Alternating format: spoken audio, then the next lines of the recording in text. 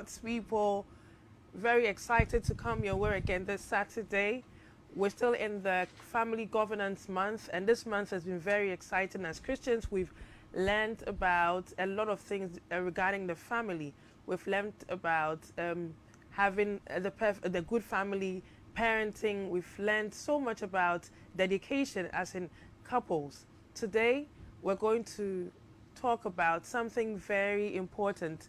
We're going to talk about how to build a close-knitted family and what the hindrances are. A lot of us see people and we admire them and say, oh, how I wish I had a family like that. It took dedication, it took commitment, and it took focus to get to where they are. So if you want to have that closely knitted family, there are things that you have to understand, and you also have to know that there are also hindrances. But if we see the hindrances, we're able to spot them and say, this is it. And so we would not find ourselves going that way. But if you've seen the hindrance, you can now set yourself out of the way and then go onto the right path. The Bible says that straight is the way that leads onto destruction, but narrow is the way that leads to life. So it's very narrow. Sometimes it can be very difficult. It can be a daunting time for you to build that close-knitted family because we're different and we want to create a bond. So as a family, how do we do that? How do we see those hindrances and surmount them? Tonight, I'm joined here with my friend, I would say, Kenneth. It's Kenneth Igiri, and he's going to be my guest tonight. We're going to talk about it as it is. I believe, the last time he joined us on Facebook Live, it was very exciting, and he was very open and very, how would I say, fierce. I love the way that he brought the topics up, and I learned so much from the day that he joined us. Tonight, Kenneth is going to be our guest, and we're going to talk about the hindrances to building that closely knitted family. Before we invite Kenneth, we're going to go for a short break, and then when we return, we will be seeing our guest for today, Kenneth Igiri. God bless you, and we'll see you in a jiffy.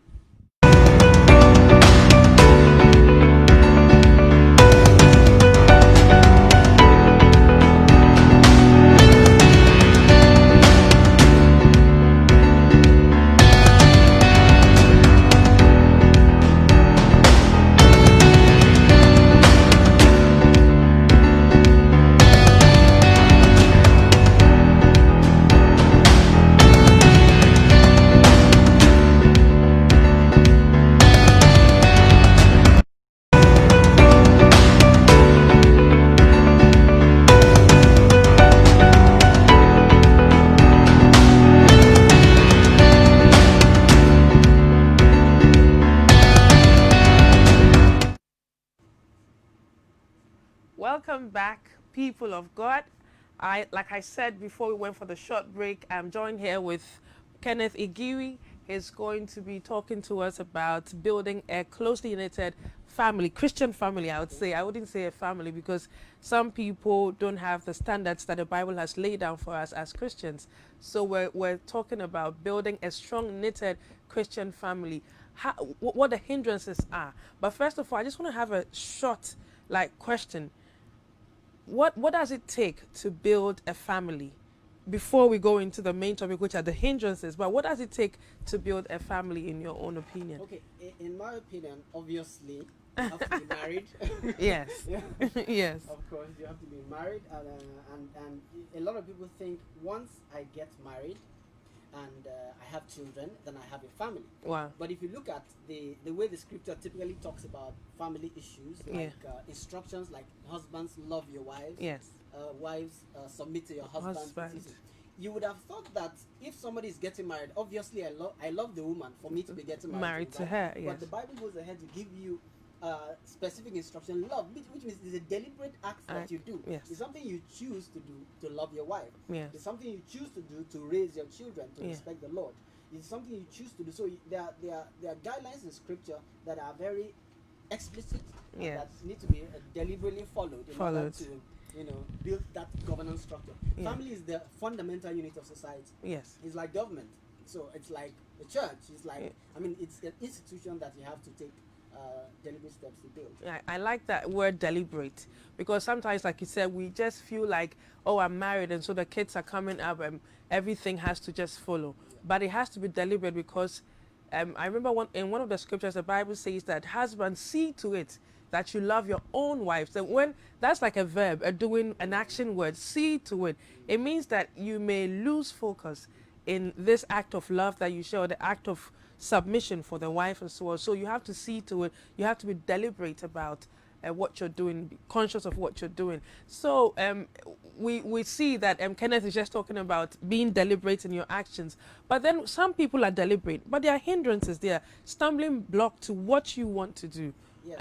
If it was easy, then there will not be such clear instructions about it. Wow. So it's definitely not easy to do. It's just like as soon as you mentioned the issue of loving your wives, loving your own wives, you will agree with me that a lot of times that is not the easy thing to do. It isn't. A lot of times there are attractions elsewhere. I like that.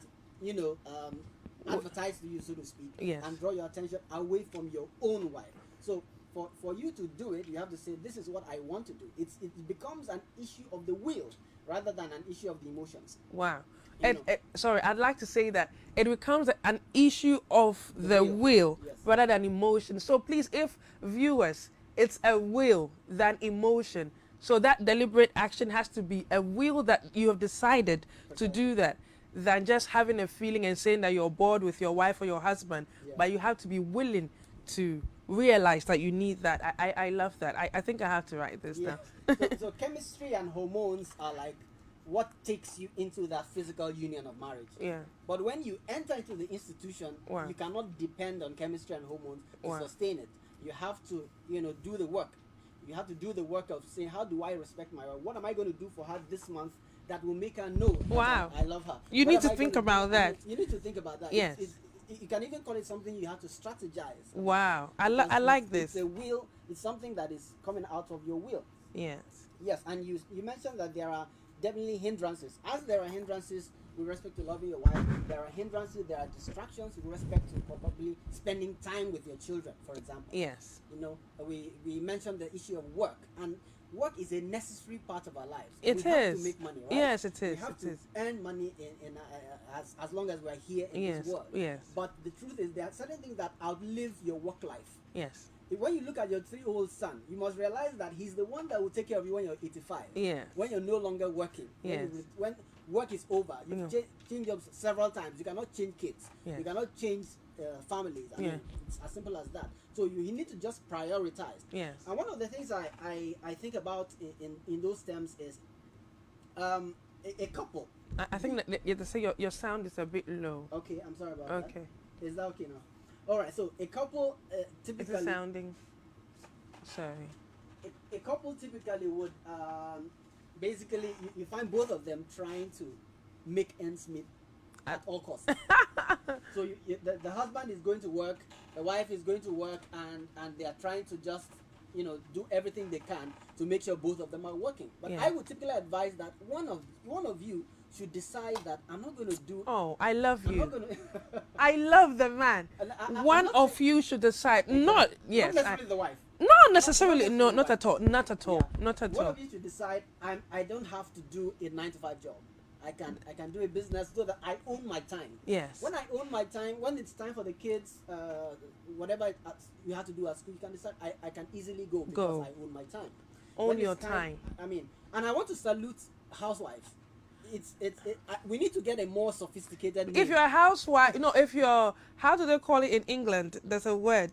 Stay-home moms. Yeah, please, exactly. We're going to give them a gift today. Yeah. So if you're a stay-home mom, please send me a request. I mean, I'll send you a hamper today. Precisely. You have to salute them, because if you look at it, taking care of children is a lot of work, especially when they are young. It's a whole lot of work. All right, so it's a lot of work. So they need to. We need to honor them. We need to appreciate them more and more. Okay. But at the same time, not everyone can stay at home. No, not at all. And I say that if you cannot stay at home, at least do something that will allow you to have your time, control of your time. Okay. And these days, the work from home, the COVID, the internet has made it easy We're for all some people. stay-home parents. Exactly. It has made it easy for you to do businesses you can do from home. Yes. Businesses you can do from on the internet, and you have your eye on your children. You have your children have your attention, etc. So I think in terms of work, you can find ways around that between the two of you as a couple. You can find ways around that by adopting some of these practices. In terms of the other hindrances, let's look at the hindrance of even exes. I think we spoke earlier about exes, and I was running it through my mind and saying, look, the family is something that I think your spouse somehow should be your best friend. Is it somehow? Why do you use the adjective somehow? Well, some people may not agree with me. Okay. So I'm trying to be like diplomatic here. Yes, okay. Now, it should be your best friend in terms of when you feel there is, especially when it's the opposite sex, when you feel there's something you really need to unburden yourself of, share with somebody, that person you're sharing that with should not be someone outside your home. But what about in talking about exes? I feel that maybe sometimes the way that your husband or wife, your spouse, would have dealt with an issue before, you did not have closure to what you asked them about, or you confided in them and they use it against you when there's a quarrel or something. So maybe the other person feels like, I'm not going to do this again, so I'll find somebody outside of my marriage to talk to about what I'm feeling or the burden that I have on me. How do we, I mean, in reality, say that my spouse, maybe he's also a big mouth or she's a big mouth, and so what if I tell them do not stay where I want them to stay? How do we actually talk about or deal with these kinds of influences? Like if the ex is a problem, maybe the ex is very good in resolving conflicts or resolving an issue that you have burden on, but then your spouse has that weakness. What do you advise that as a couple we do?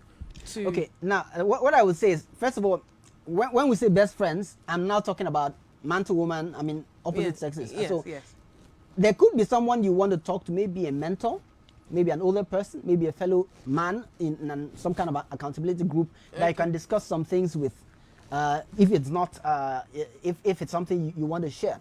And I typically advise couples that if possible, both of you should have someone you're more or less, someone you're accountable to. It could be another couple that you're friends with. It could be a mentor. It could be a pastor in church. Maybe not necessarily these days. The GOs. Oh, hold on. These days, no, the GOs are so far away from us. So it could be a minister that you find that relationship with, and both of you agree on what to share. Okay.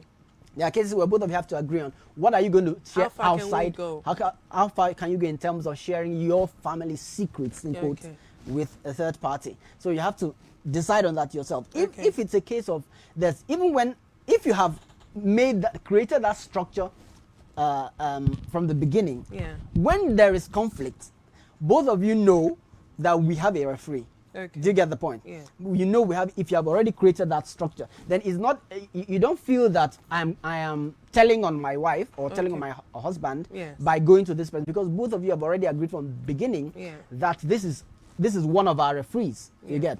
And it doesn't mean that every single thing you pour out. Try to develop that relationship with your spouse. I used to say that when you look at your spouse, you're looking at the person you're going to be with for the next 40 years, 50 years, 60 years. There's no legal way away from that. You have to live with this person. So you have to do your best to make it work. You have to do your best to make it. This is the person you're living with. I like that. You have to do your best. So find the referees, be truthful. Have a structure. Be truthful, be honest. If you feel that the person has used your secret against you in the past, that's another discussion you have to have. You have to just have that discussion. Couples should be open in building a closely knitted family. We must have a structure where we know who we're going to, who are we accountable to, who have we decided to be accountable to as a couple. And I think that this is a very important statement you've made, because a lot of times we do not structure the family system Yeah. in our homes. Like you're talking about family details. How far can we go? Maybe there are stuff I can tell my pastor.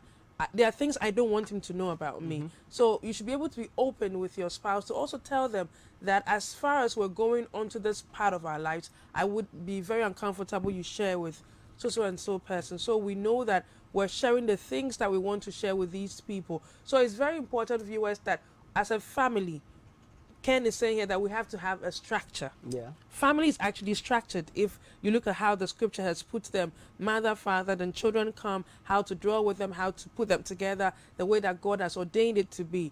But today, because of work and some of these hindrances, we're not able to follow through that process. But as we've heard from you, I've heard how to strategize, how to willingly and deliberately focus on building that family. Yeah. And also that hindrances will come, but it has to be, you have to find a way to sit down as two people to discuss how you're going to do this and make this work. Yeah. I want to add a thought around the exes. Sometimes The exes. The exes. The exes. Well, we're talking about the exes in terms of your ex-boyfriend or girlfriend before you got married and how they are a hindrance to your relationship. Yeah. So the exes is just your ex. So Okay. for the viewers, I think Exactly, we to said the explain. exes. Yes. But I want to expand that definition. Yeah, okay, that's fine. Because when you say my ex, you're thinking about the person I actually had a relationship with. Okay. There are some exes that you would have loved to have a relationship with. Wow. You didn't have the relationship, but you would have loved to. So after you got married, the person becomes some kind of a pillow for you to express your emotional issues. Everybody in the marriage, you have emotional issues because there's no perfection in any human being. Not at all. So the lapses you see in your spouse that you think somebody else's have, when you go close to that person, that other person, you will see other lapses that person has where your spouse has the strength. Yeah. So you need to be aware of that. So when I say ex, it's not just the person you actually had a relationship with, but somebody you would have loved to have a relationship with. Somebody said shadow exes.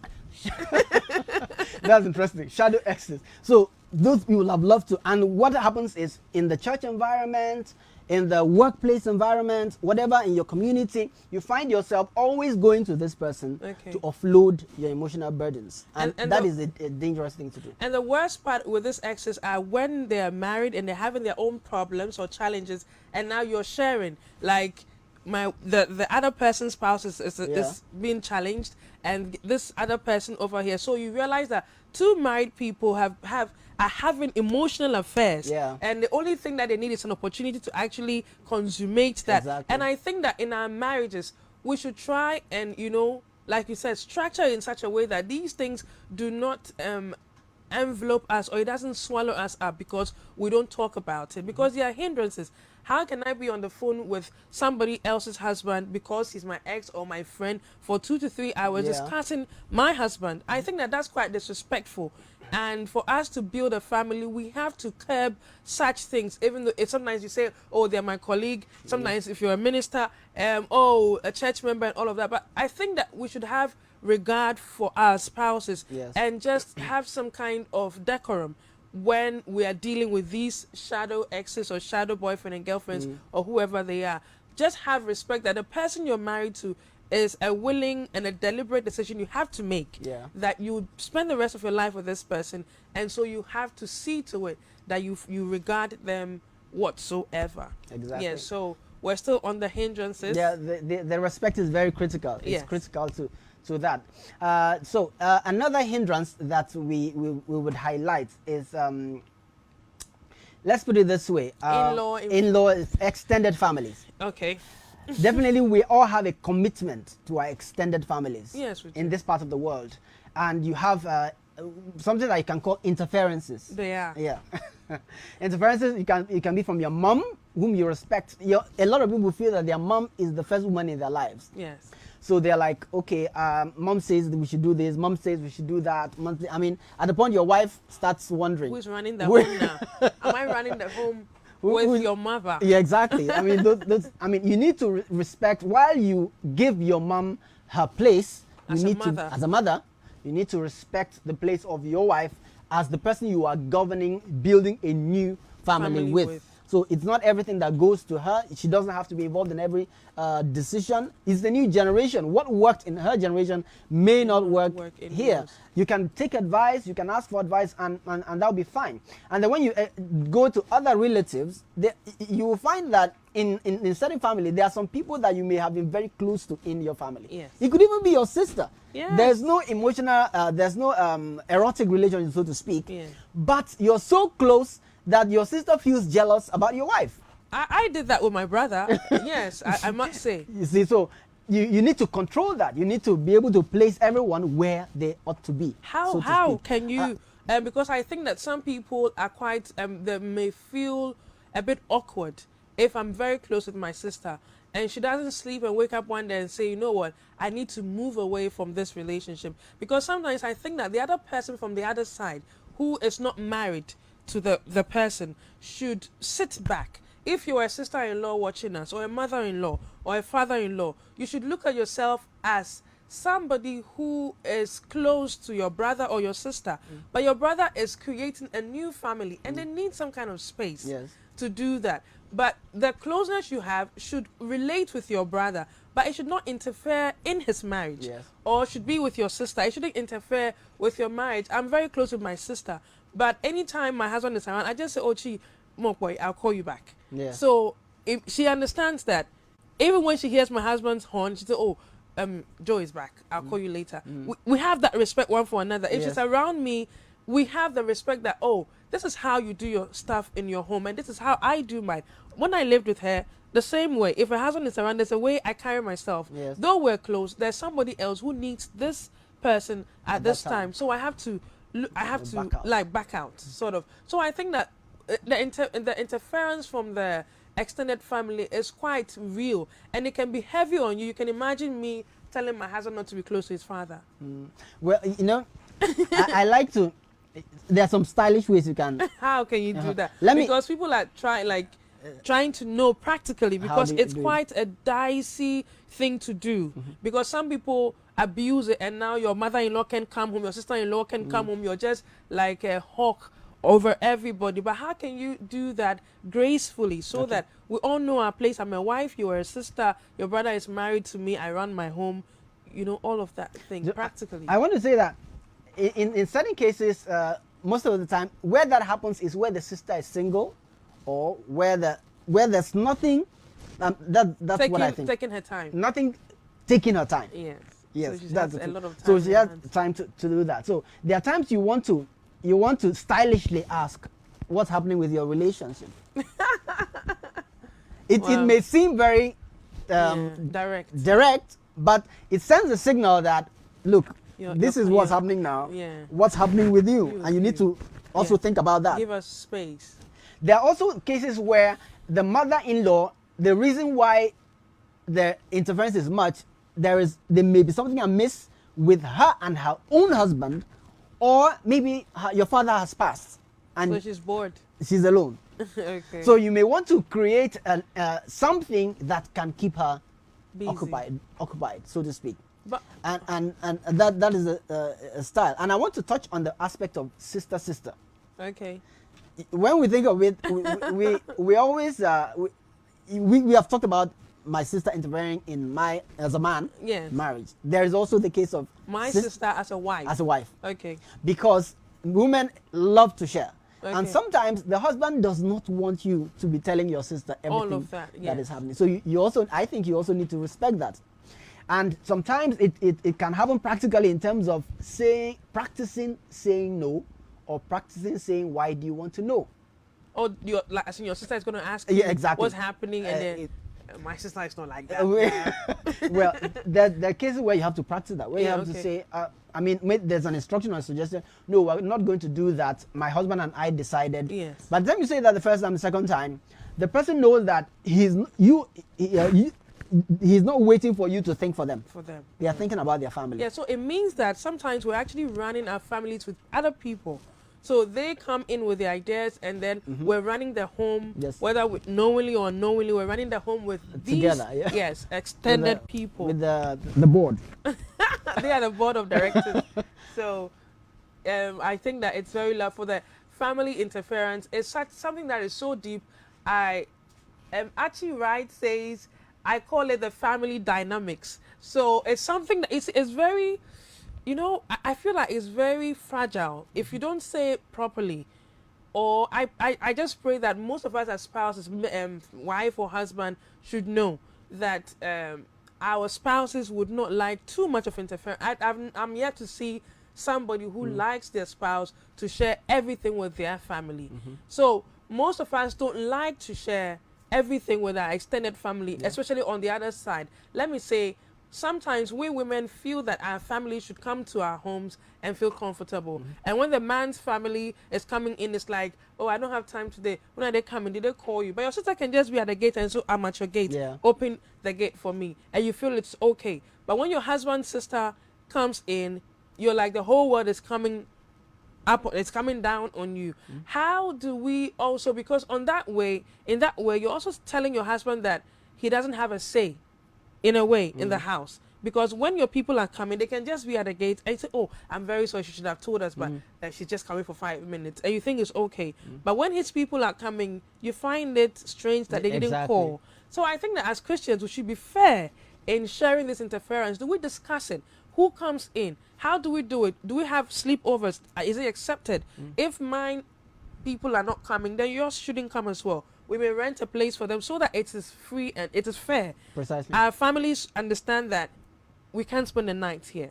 It's not because of somebody hates or doesn't like somebody. It's just, would I say, law? Yeah, the rules you have set for yourself. So that each couple decides how they want to run that extended family structure. And then we should talk about it openly, because if you structure it earlier, it also curbs some excesses from happening. Because in the beginning, oh, they can come. Oh, don't worry, it's not a problem. They can come. And now when they come and start poking their nose into your private stuff or saying things to other people, finishing the food, eating your bread. Yes, these are real things. Like there's a way I like my sandwich, and I've done my special sandwich to take to work tomorrow. And I open the fridge, it's gone.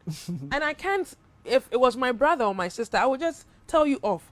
But if I tell my in-law off, it may sound like precisely like what is she up to? It's just sandwich, it's just a mix. You can do another one. But if it was my brother or my sister, I'll tell them off immediately.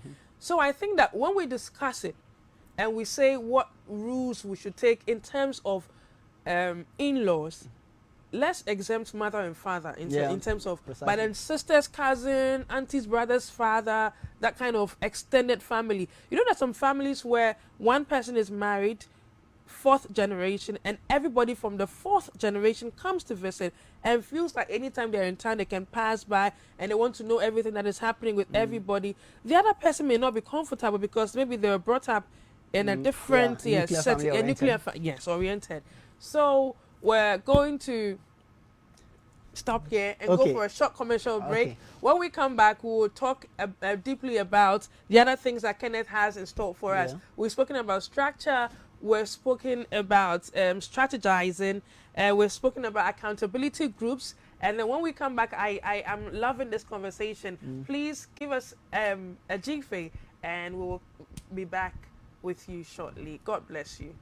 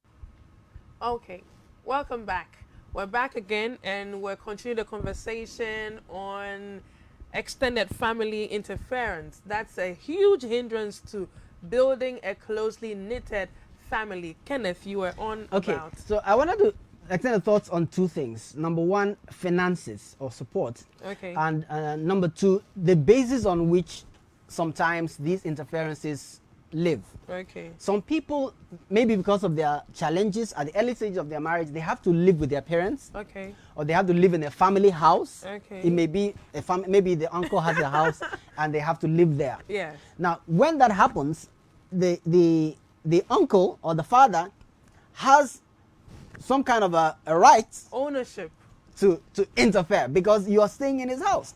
So it becomes, I mean, it's not a right. When I say right, I know. It's not, I know it's what not a real right, yeah. but you have given that access because you have said, I mean, I can't afford to be on my own for now. I'm here. So you now have a dilemma because you now have to manage that situation where you are depending on the person and you are asking him not to give you instructions about your family.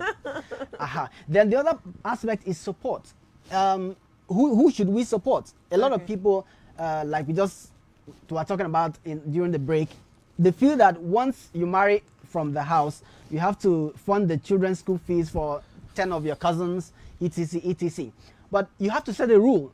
My pastor in Lagos used to say that his rule was, my monthly support is for my father and my mother, not my brothers, not even his own brothers. Yeah. My wife's father and my wife's mother, and that is it. Maybe there are emergencies where you need to contribute, but you need to know where the line should be drawn between you becoming the benefactor for the entire family, because it also affects your ability to meet your own financial goals, you know.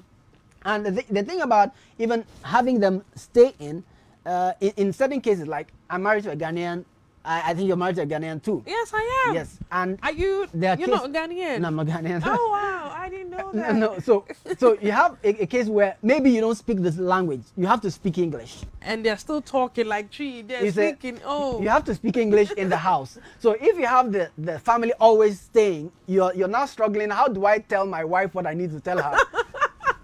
Coded language. So it's all there. So there are dynamics there you have to really deal with. Yeah, so those of you who like to marry foreigners, that's what you do. Your in-laws will be speaking a language you don't understand, and then now you feel like they're selling you, sort of like. So that's it. Yeah, so interference. Kenneth was talking about interference in terms of finances, where you feel that people feel like you owe them because you're dependent on them. For instance, in terms of accommodation, you got married, somebody stole your money or something happened, you couldn't rent a place, and then you had to join your in-laws. I think that my sister said Chineke Mo. There's nothing wrong here. So I think that we should understand that extended families are welcome, but we should discuss it as a couple, how far we can go with these things, because they create confusion if time is not taken. Archie Wright says that yes, they come in and they take grounds and start to control the marriage. It's very important. Sometimes if you've not experienced it before, you think, oh, what are they talking about? But if you give them the leeway, they will take grounds and they will start controlling your marriage, because the person has an influence on either of the people who they speak to. If it's a wife or a husband, somebody would have had a grip on you to be able to control your marriage. So they tell you, are you buying that hair for your wife? But that's very expensive. Why don't you use it to buy a land? Is that so? All of these interferences are just because you've asked for an opinion, or they feel like they owe you, they have to advise you, or you don't know what to do, or you're serving your husband, you're being very loyal or dedicated to your husband. Isn't that too much? Men are this, men are that. Before you realize, it's not creating another idea in you. Should I go too far with this man? And then instead of you to bond well, you're not being too careful because your auntie came around and hit you and said, don't be such a fool.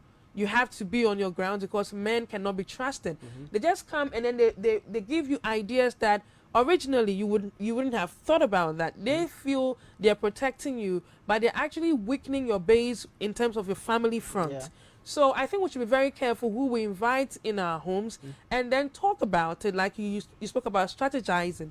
We should strategize and say that mommy and daddy on your side will take care of you, take care of them. My mommy and daddy, I will take care of them. If you're even that close a couple, you can exchange. Swap, Yes. So I do with my husband's parents, you do with my mother, so that the families know that we love them. Yes. But we can't go as far as everybody feels that because we share the same name, we can just call. And that doesn't mean that you don't help your family. But it shouldn't be in a way that your spouse feels they can't trust you. Whose money is doing that? And if your money is doing that every time, what does your money do for this new family that we're building? So it has a way to also make people sit back and not really dedicate themselves to their own family, and they're still with their old families because they feel that if I give my all, they would give it to their family whom I'm not married to. I'm married to you, and we're building a new home. So why do I always have to share my finance? Why do I always have to share my time and my energy and everything on them? It doesn't mean you don't share with them, but you have to know how far you can go so they don't own you, because your spouse can own you because it's a spiritual union. And so they have the right to do that. But when the extended family start having that kind of access, it may break the family because they will gain grounds, and then it may now backfire back at you, because I think there's something about human beings that we never get satisfied with anything. And so they start asking for more, and when you can't give it, it becomes a problem. So I think that the extended family interference is something that as Christians we must talk about in the very early stages of our marriages, so that we don't get to the war front and now feel that I should have said this, I should have done this earlier. So we must talk about it. Yeah, let me just write on your thoughts again on that, where you spoke about we love them. Yes, we do. As we're speaking, we don't want anyone to take away the fact that we love our in-laws, and there's some enemy we're trying to defend our family from. No, but it's a matter of setting the boundaries. Yes. And like Chioma said, discussing it with your spouse. Yes. Determining that, okay, this is what the boundary is. Yes. And also, I remember the illustration I wanted to give on that is the Lord Jesus had his circles. Yeah. He had the circle of himself. Yes. There's a time when he would go and pray by himself. He had the circle of the three. Yes. Peter, James, and John. Yes. And then he had the circle of the 12. Yeah. He had the circle of the 72. And then he had the circle of the crowds. Yeah. So it's always like that. That's the reality of life. There are people that should have more pride, because you're not omnipotent. You can't do everything.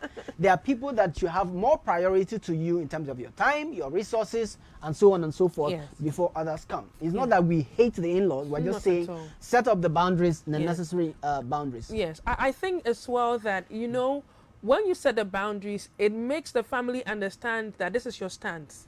And it's not particularly for anybody. Yeah. It's just that this is how they behave. And then I think that spouses must also learn themselves.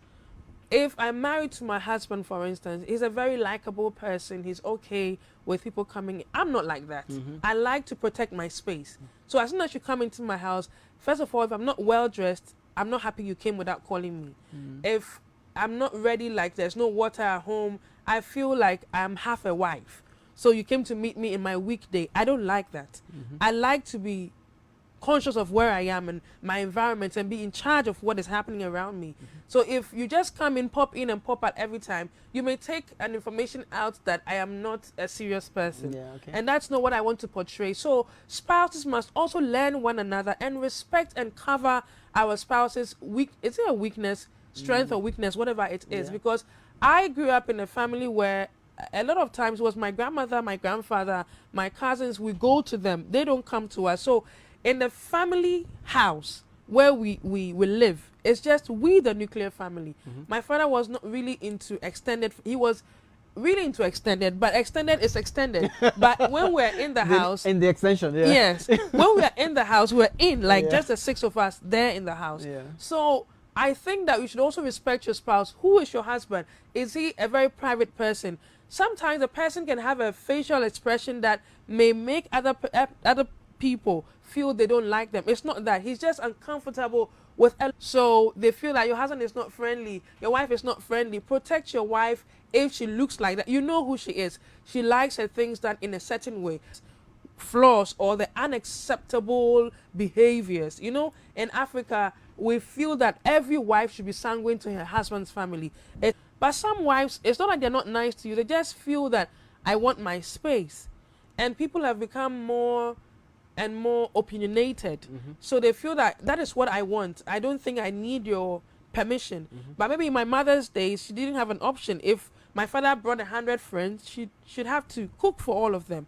But today, you have to inform me because I'm working. I have children I have to take care of. I don't have the capacity of maidens around me to do all of that cooking for you. So we should consider that our wives are different from our mothers. Our husbands are different from our fathers. Your father could be a chief who opens his door to everybody in the community. Your husband is not like that. So you have to ask him, inform the person so that the visitor doesn't feel unwanted in your home, or you be in the corridor or the veranda, he's there. And you call your spouses as like a pronoun. He's there, she's there, you know. And I find it quite disrespectful. Oh, my wife is asleep, so can you come back later? Don't make it like, she's asleep. Oh, I think that these little things make your wife or your husband feel unprotected. Communicated something to your to the your other family, person, yes. So, you know how she is. She's asleep. Or didn't you know you were coming? I think I told her. And really, maybe you didn't tell him or her. So let's try. Actually, right. I like what you're saying. So, dear men, please protect your dear wives. Because a lot of times that pressure comes a lot on the wives. Yes. Because we're expected to be always available to, you know, have a party and around. Some people are good at organizing parties that they are prepared for. If you tell me about a party 2 weeks before time, you will love me. If you tell me 30 minutes before time, you will hate me because I don't like impromptu things. Some people are good at, don't worry, it's going to be sorted. Everything will be fine. I'm not like that. I want to know, even the color scheme of my room should be okay for people to come and see it because I want to portray, that's how I am. I don't know, maybe, I don't know. You know, this whole discussion around the family speaks to that living and cleaving principle. Wow. From the scriptures. Okay. The principle is you are extending humanity. Yes. Marriage as an institution extends humanity. So the man leaves his father and mother and cleaves to his wife. But do our in-laws, do they believe in that living and cleaving? You see, that is why we're speaking in the Christian context. Okay. And since you said that, I'll come back to something that came to my mind earlier. Okay. Now, when we talk about the boundaries between your family, your nuclear family and your extended family, some people can tell you, I mean, what if you divorce? Would you not come back to us? You get that philosophy. Yeah. You can think like that because you do not understand that marriage is for life. Forever. So you think that, this person is an external person that he has brought into the family. At any time, that external person can be cut off and he will come back to us. So that means we are the original. We are the original. so if you are thinking like that, that is when you don't understand what we say when we say place those boundaries with your nuclear family. Yes. It's important to place family, understand that you are leaving your existing family to create a new one. Yes. So that is the principle of scriptural marriage. Yes. You're leaving to cleave. Yes. You don't hate them, but you give them their place. Christians, we're not to hate.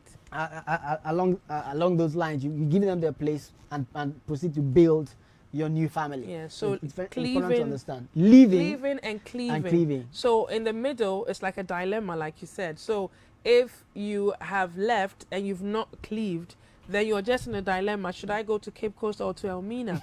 Because you don't know where you are. Yeah. Are you going to your old family or you're with your new family? So then that's where it's a hindrance because you're not able to build that. You're not able to cleave with your new family. So I think that as Christians, we must understand that marriage is forever, work on it and see it as whatever. I think that whatever you do, you don't get the result you expect. Most of the times we expect 100%, but we don't work as dedicated. And these days with modernization, a lot of people feel that we can't be totally dedicated to our marriages because this is men at this is women at this, these career women, blah, blah, blah. But there's a way. I've read about a lot of great women who are still married, happily married after 20 years, 25 years doing business. They're into beautiful things in their lives, but they're still married and they speak highly of their husband. So I don't think that if we are intentional about it, if we're intentional about dedicating ourselves to our families, that's where we get the results we're looking for. If you're not dedicated, I think that you would see you that will not get the results. It's as simple as wouldn't- that. With any venture of life, if you do not put yourself into it, you will not get the results. And I want to, as we were speaking, other thoughts came to my mind. Please share. Around this. Sorry, it's on the edge of my mind right now, so I'm trying to bring it back. Okay, so we're waiting for Kenneth to bring it. It's on the edge of his mind. Please calm down. You need some water? No, not at all. It's fine. All right, so I want to say that these are some of the things that singles need to discuss as you're stepping into marriage. Wow. Sometimes when we're planning for marriage, we're asking ourselves, There's nothing we want to discuss. What kind of food do you like best? Yeah. Or we're going to So- have 3 children, 5 children. I'll come back to that. The way we love ambition. each other. How do we love There each will not other? be problems. Where we'll go for our honeymoon. You need to ask yourself that these, detailed questions about how the institution of marriage will function after the euphoria of a wedding. How will the institution of marriage function after the euphoria of wedding? You need to think about that, and you need to talk about that. What do you think about in-laws coming in? How are we going to support our parents? Etc. Discuss the real issues of running a home before you step in. It helps. It helps so that you manage your own expectations from your spouse, and your spouse also understands your expectations, because we're all different. You think we're not different. You think everything will just be smooth. It will not be like that. You need to know a person's opinion in order to work with him. Can two work together Except they be agreed? Expectations. I like what you spoke about. Expectation. Discuss your expectations. So you discuss what you want to become so that you can manage your expectations. And I think that for singles, this is a very, very important part where we talk about wedding, we talk about our makeup and all of that. But we forget that there's real work waiting for us there. Yeah. This person you said, for better, for worse, when the worst happens, like I always say, the Bible says that two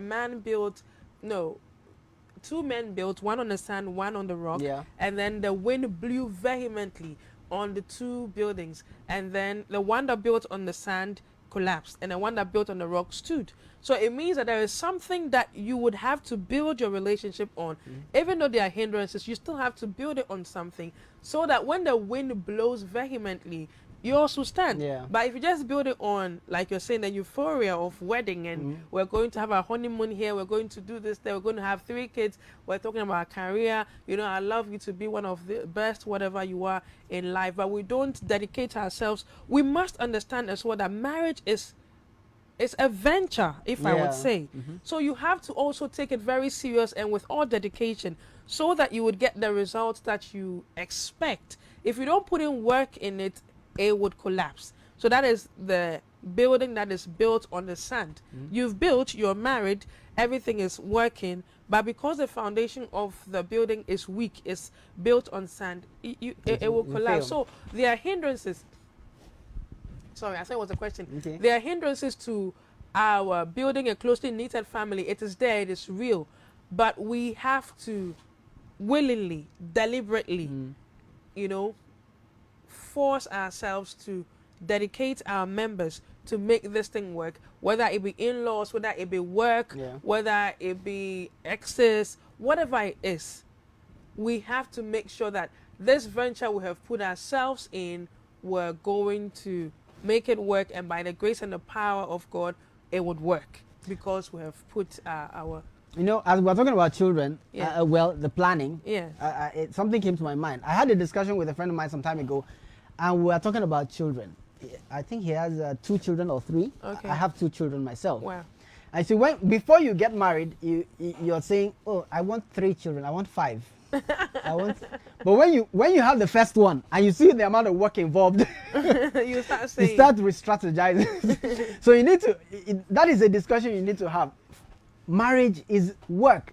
Raising children is work. It will create the tensions. Yes. It will give your wife emotional complexities,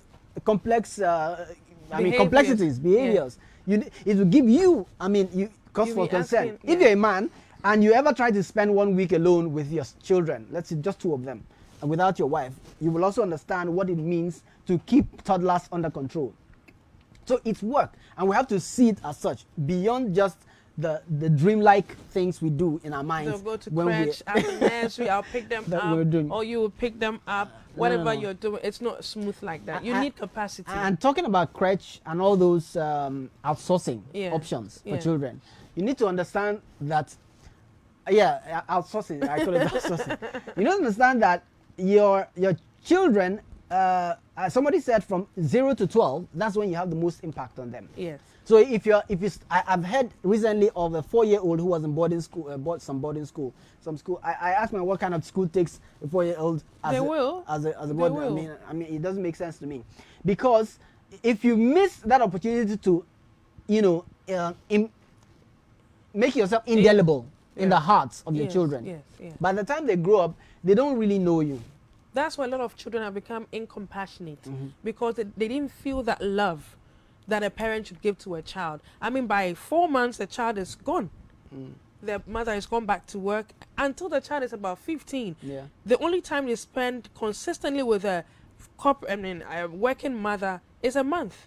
So apart from that, it's 8 to 7. The child is put in grandma's house help. Just look at it. I calculated it, and you see that the times that we may spend with our children if we're working long hours, is the ones that the house helps spend with them is more than what we spend with them. And you want your child to behave like you. That is quite a high expectation, because you've given them over to somebody. You understand that we're influenced by our environment. You are not in the child's environment, and you are saying that why do you behave like this? Where did you get this from? And you ask them, and then they're looking at you, where you put me? You put me somewhere. And so that's where I hewn what I have become. And so today, computer, TV, are parenting children. Yeah. I wanted to come to that computer part. That's right. You see, devices, the internet, and there's a picture that went around on the internet some time ago where everybody was in a room. Father was on a laptop, mother was on a laptop. And it's true, it's real. And that's a reality now, because what we do, and this is something that I have even done myself, you don't want the child to bother you, so you give him the phone. Yes. And just go ahead and continue. Kill yourself. And you see, if you think about it deeply, the phone, sometimes we look at we do check what is watching. The phone or whatever the video is influencing the child more than yourself. Yeah. And it's extremely dangerous. And it's also dangerous in another way, the individualism. Okay. Child 1 wants his own laptop, his own device. Child 2 also wants his own device. They all want to, focus their attention on these devices, and we need to control it. Yeah. It is an inevitable part of our generation and our advancement as humanity. But we have to control it.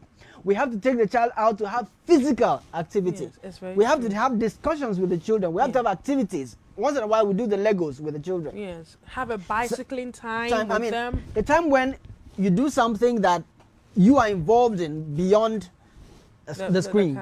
Yes. You need to control that. It may be an easy kill. Play with them. It may be an easy way out to say, okay, I just dump the thing on them. Their brain. I think it makes them dull. It's duller, yeah, because screen time, the cerebral engagement of screen time is much lower than, for example, reading. Okay. You are not doing much work with your brain when all you're doing is staring, receiving. When you're doing something, for example, like reading or constructing something, there is more activity in your brain, and they develop better. And that's one of the bases, one of the fundamental foundations of Montessori education, for example. Okay. So it makes sense.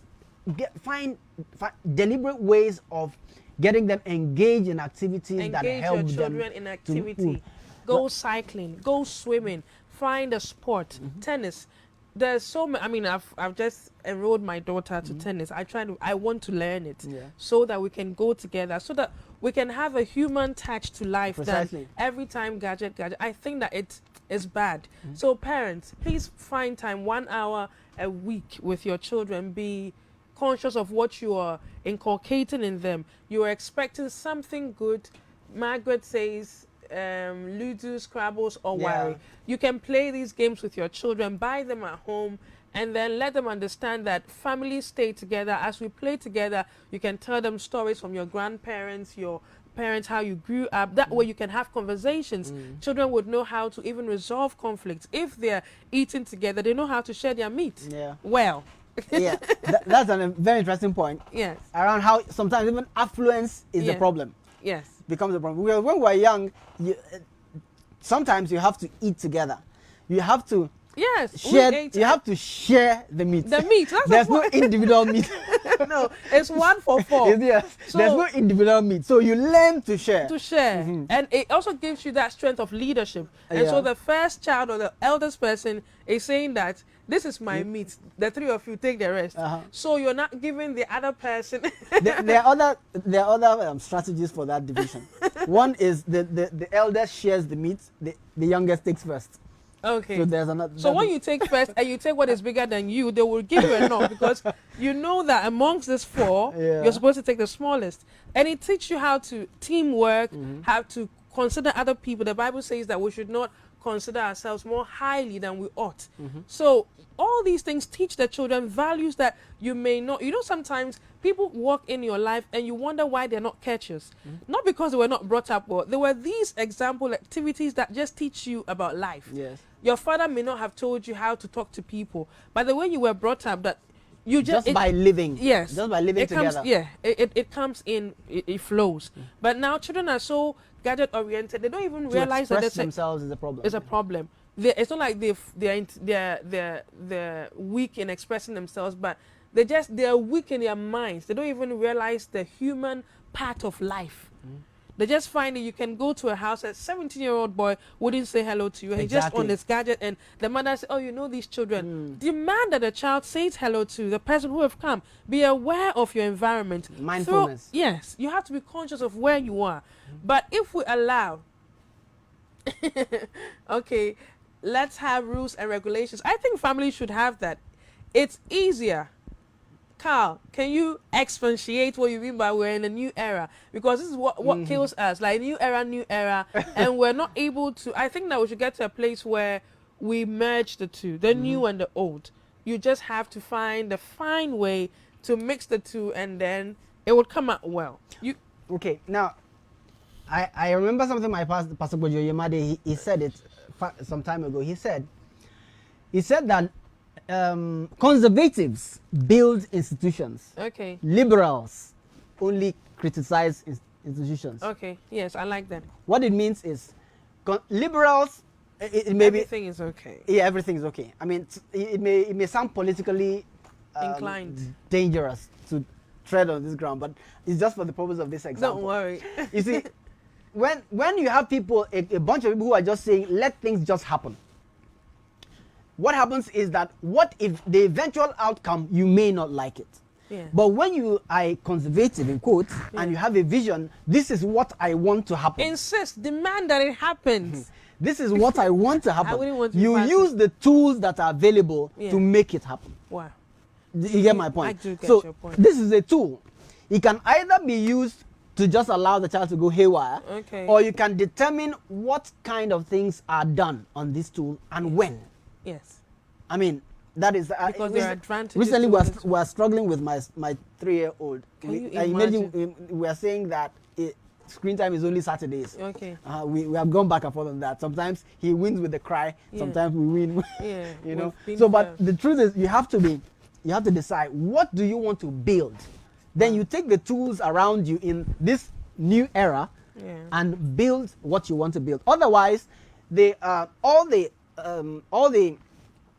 dynamics of this so-called new era will create something for you that you do not intend or you will not have pleasure in, and which is happening in quite a lot of lives. So yes, this is the new era, but we need to know how to use the tools to create what we want. Yeah. So in the new era that we find ourselves, like Kenneth is saying, we have to be able to control them to get the results we're expecting.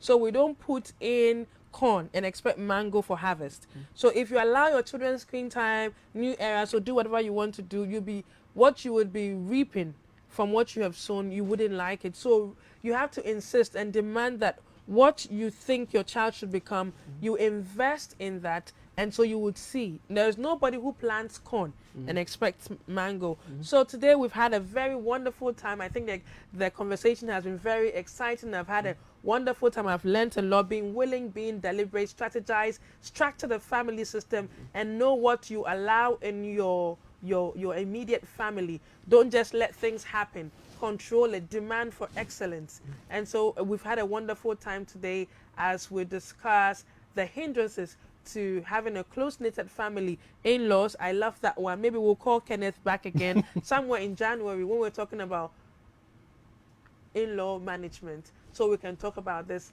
properly. We've had a wonderful time. I hope you have as well. Thank you for joining us for this exciting time in with God's people. It's quite too short. We would have to say goodbye. We would love to see you join us again next week as we have more and more exciting stuff and topics to share about. Thank you for joining us. Have a lovely Saturday evening. We'll see you next week. Bye-bye and God bless you.